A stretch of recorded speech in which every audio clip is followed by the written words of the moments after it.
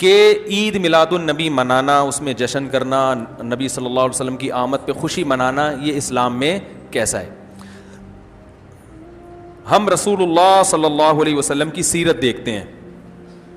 پہلی بات تو یہ کہ 12 ربیع الاول نبی کا یوم ولادت ہے، اس پر کوئی صحیح روایت موجود نہیں ہے. اگر ہے تو بھائی کوئی دکھا دے، بھائی یہ روایت ہے، اس کے یہ راوی ہیں، سارے ثقہ راوی ہیں، ایسی کوئی روایت موجود نہیں ہے. اور اس کی وجہ یہی ہے کہ اللہ تعالیٰ نے اپنے نبی کی ولادت کے دن کو امت سے چھپا لیا ہے تاکہ اس میں خرافات نہ، کیونکہ پچھلی امتوں نے کیا نا اپنے انبیاء کی ولادتوں کے دن کے ساتھ. بسم اللہ الرحمن الرحیم. آج کل سوشل میڈیا پر مفتی طارق مسعود کا 12 ربیع الاول کے حوالے سے ایک کلپ بڑا وائرل ہو رہا ہے، جس کا جواب بندہ ناچیز مفتی پیر جمال الدین بغدادی دامت برکاتہم القدسیہ کا ایک ادنا سا مرید آپ کے سامنے پیش کر رہا ہے کہ اس نے یہ کذب بیانی کی ہے. تو آئیے، اس نے سب سے پہلا اعتراض یہ کیا ہے کہ نبی کریم رؤوف الرحیم علیہ الصلاۃ والتسلیم کی ولادت باسعادت 12 ربیع الاول شریف کو ثابت نہیں ہے. تو آئیے ہم آپ کے سامنے وہ صحابہ اکرام کہ جنہوں نے ان احادیث کو بیان کیا ان کے بارے میں پیش کرتے ہیں کہ وہ حضرت جابر رضی اللہ تعالی عنہ اور حضرت عبداللہ ابن عباس رضی اللہ تعالی عنہما، یہ دو ہستیاں جنہوں نے اس بارے میں یہ بتایا ہے کہ حضور نبی اکرم نور مجسم شفیع معظم صلی اللہ علیہ وسلم کی ولادت باسعادت 12 ربیع الاول شریف بروز پیر کو ہوئی ہے. اور حضور علیہ الصلاۃ والسلام کے 12 ربیع الاول کے میلاد کے حوالہ سے آئیے آپ کے سامنے میں چند حوالہ جات پیش کرتا ہوں. دلائل النبوہ کے اندر امام بہقی رحمۃ اللہ علیہ نے اس بات کو لکھا، اور المستدرک کے اندر امام حاکم نے لکھا، اور امام ذہبی نے اس پر کوئی جرح نہیں کی، اور سیرت ابن ہشام کے اندر محمد بن اسحاق نے اس بات کو لکھا، اور نشر الطیب کے اندر اس بات کو اشرف علی تھانوی نے بھی لکھا کہ حضور علیہ الصلاۃ والسلام کی ولادت باسعادت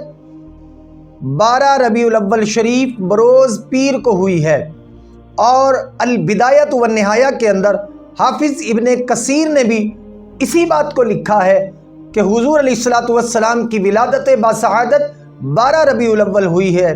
اور جو مفتی طارق صاحب نے کہا ہے کہ اللہ تعالیٰ نے اس کو چھپا رکھا ہے، تو پھر ان صحابہ اکرام کے بارے میں آپ کیا کہیں گے؟ اور جو یہ محدثین اس بات کو نقل کر رہے ہیں، آپ ان کے بارے میں کیا کہیں گے کہ یہ کذب بیانی کرتے ہیں، یا انہوں نے اپنی طرف سے اس بات کو اپنی کتابوں کے اندر شامل کر لیا ہے؟ آپ سے وہ بڑے محدثین ہیں، اور آپ سے وہ بڑے اہل علم ہیں، اور آپ سے بڑے متقی اور پرہیزگار تھے. تو آئے عزیزان مکرم، مفتی طارق مسعود صاحب کو اس بات پر غور و فکر کرنا چاہیے کہ میں صحابہ اکرام علیہم الرضوان کی شان کے اندر بھی گویا زبان درازی کر رہا ہوں، اور رب کائنات کے محبوب علیہ السلام اور رب کائنات کے بارے میں کذب بیانی کر رہا ہوں. تو آئیے دوسرا اعتراض کرتے ہیں کہ حضور علیہ الصلاۃ والسلام کی اگر ولادت پیر کے دن ہوئی ہے اور وہ عید کا دن ہے، تو تم عید کے دن روزہ کیوں رکھتے ہو؟ تو آئیے اس کا بھی جواب سنیے. پیر کے دن روزہ رکھنا یا پھر عید کے دن روزہ رکھنا یا عید کی نماز نہ پڑھنا،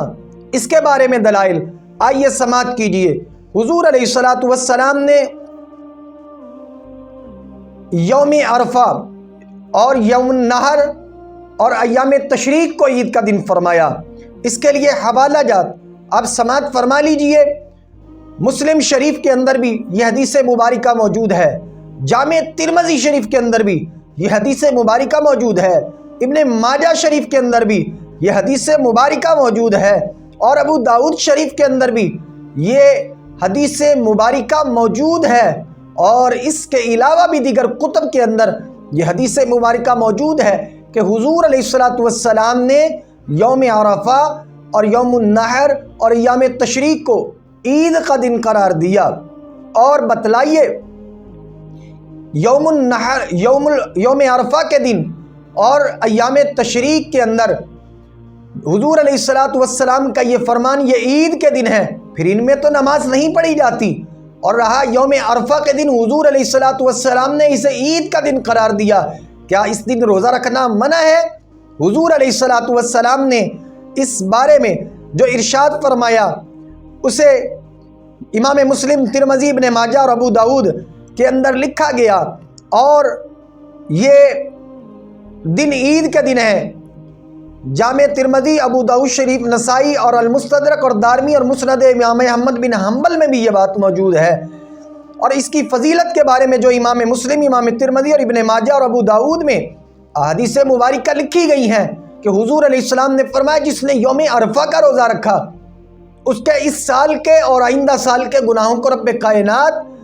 معاف فرما دیتا ہے، یعنی 2 سال کے گناہوں کی معافی کا سبب ہے۔ تو بتلائیے حضور نے فرمایا یوم عرفہ عید کا دن ہے، اور اس دن روزہ رکھنے کی فضیلت خود رب کائنات کے محبوب علیہ السلام نے بیان فرمائی ہے۔ تو اس بات کا پتہ چلا کہ نہ تو یہ عید کے منافی ہے روزہ رکھنا، اور وہ شرعی عیدیں ہیں جو عید الاضحیٰ اور عید الفطر، ان کے دن فقط روزہ رکھنا منع ہے۔ ان کے علاوہ جمعے کے دن کو حضور علیہ السلام نے عید کا دن قرار دیا، اور اس دن بھی ماہ رمضان المبارک ہو یا غیر رمضان، بلا شبہ عید کا دن سمجھتے ہوئے بھی اس کے اندر روزہ رکھنا یہ اجر و ثواب کا کام ہے۔ اور ہم بڑے بڑے محدثین کو اور بڑے کبائر صحابہ میں سے جن صحابہ اکرام نے اور سب سے پہلے قرآن کی تفسیر کرنے والے حضرت عبداللہ ابن عباس نے جو روایت نقل کی ہے، بیان کی ہے، اور محدثین نے اس کو لکھا ہے کہ حضور علیہ السلام 12 ربیع الاول شریف بروز پیر کو پیدا ہوئے، تو اس دن ہم محدثین کی بات مانیں گے، نہ کہ مفتی طارق مسعود کی بات مانیں گے۔ اور خدا را مفتی صاحب اپنے خاتمے کی فکر کیجئے، علامہ صاحب، مفتی صاحب ذرا غور کیجئے امت مصطفیٰ کے اندر کیوں آپ یہ فتنہ ڈالنا چاہتے ہیں کہ حضور علیہ السلام کی ولادت بسعادت 12 ربیع الاول کو کہیں سے ثابت نہیں ہے، اور کوئی اس بارے میں مستند دلیل موجود نہیں ہے۔ تو علامہ صاحب ذرا توجہ فرمائیے کہ اتنے بڑے بڑے محدثین اور اتنے بڑے بڑے علماء نے یہ بات کو لکھا ہے، اور کیا آپ محدثین اور ان علماء سے بڑھ کر ہو گئے؟ آپ کی تحقیق ان علماء سے اور ان محدثین سے بڑھ کر ہو گئی؟ جس بات کو اپنے اور بیگانے تسلیم کر گئے آپ بھی برائے مہربانی تسلیم کر لیجئے، تاکہ امت مسلمہ کے اندر آپ فتنہ پرور نہ بنے۔ اور آج تک الحمدللہ خواہ وہ ملک پاکستان ہو یا کوئی بھی ملک ہو، حضور علیہ السلام کے عشاق 12 ربیع الاول کو حضور کا میلاد مناتے آ رہے ہیں، اور امت مصطفیٰ صلی اللہ علیہ وسلم کا اس بات پر اجماع ہے کہ حضور علیہ السلام کی ولادت بسعادت 12 ربیع الاول شریف بروز پیر کے دن ہوئی ہے۔ اللہ تعالی ہمیں ہدایت عطا فرمائے۔ وما علی الا البلاغ المبین۔